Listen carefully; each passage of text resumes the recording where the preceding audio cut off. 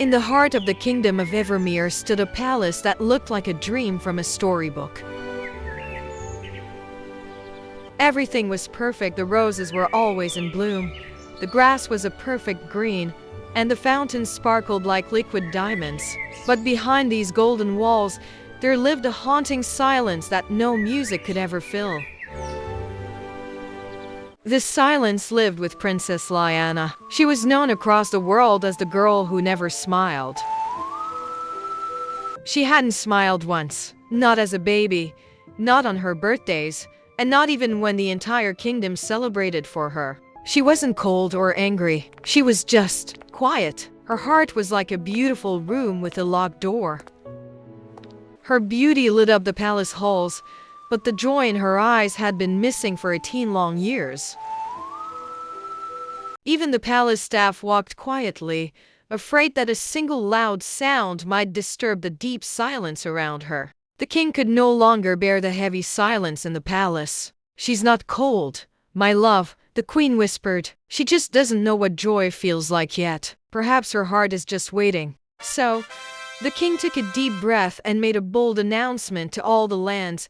"Whoever makes my daughter smile, even once, shall marry her and share the crown." The challenge was set. The doors of the silent palace were finally about to swing open to the world. The call spread like wildfire, across the scorching deserts, over the highest mountains, and across the deep blue seas. Make the princess laugh, win her heart, and rule the kingdom of Evermere. It was the chance of a lifetime for every dreamer in the world. The palace gates, which had been shut for years, finally swung open, welcoming a parade of the most bizarre hopefuls. First came the brave princess. A desert prince tried to impress her by riding a dancing camel. But the camel decided it was time for a nap right on top of him. Not even a flicker of a smile from Lyanna. Next was a jester who claimed to be the funniest man alive. He juggled flaming pineapples with a confident grin, until one pineapple landed in his pants.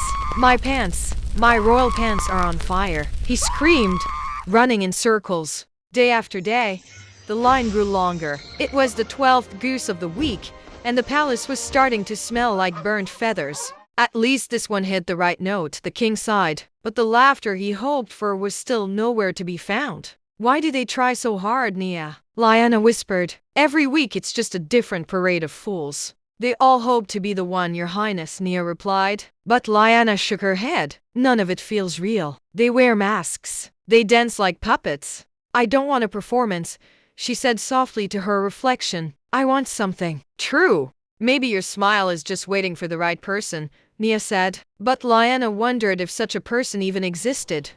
As another quiet morning passed in the palace, far beyond the stone walls, the world was about to change.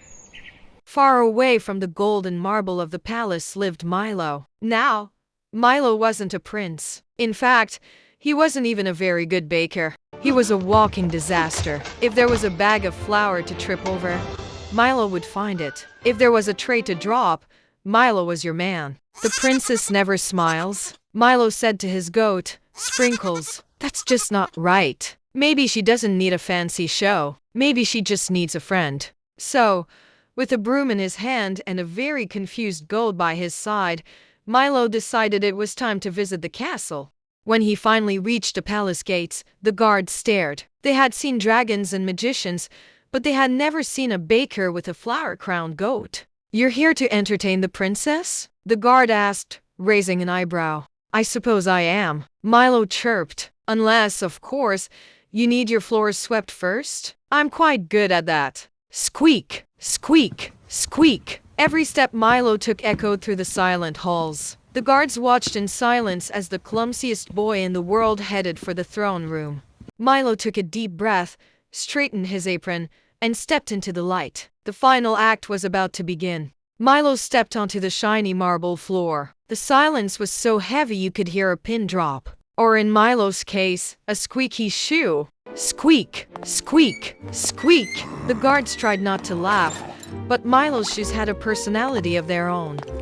He tried to be formal, he really did. But Sprinkles the goat had other plans, specifically involving eating the royal carpet. "Watch this," Milo cried. But instead of a trick, His toy turned into a projectile, bouncing off a knight's head like a pinball. For the first time in years, Princess Lyanna didn't look bored. She looked confused. "Don't worry, I've got this," Milo shouted, balancing a massive strawberry cake on his nose. It was a masterpiece of gravity-defying disaster. Then came the falcon. It saw the cake. It wanted the cake. And Milo, well, Milo was just in the way. The world seemed to slow down. The cake soared through the air like a sugary comet, straight toward the royal throne. Splat! Direct hit. The king was now a very royal, very pink strawberry cake. Milo froze. The guards froze. Even the goat stopped chewing. Milo whispered, Is it your birthday, sir?" And then it happened. A sound like bells on a summer morning. Princess Lyanna wasn't just smiling, she was laughing. She laughed so hard she had to hold onto her throne. It wasn't a mask. It wasn't a performance. It was the messy, beautiful truth. "You're the first person who didn't try to be a hero," she said, wiping a tear of laughter. "You're just you." The silence was gone forever, because in Evermere, they finally learned that a clumsy heart is worth more than 1,000 perfect masks.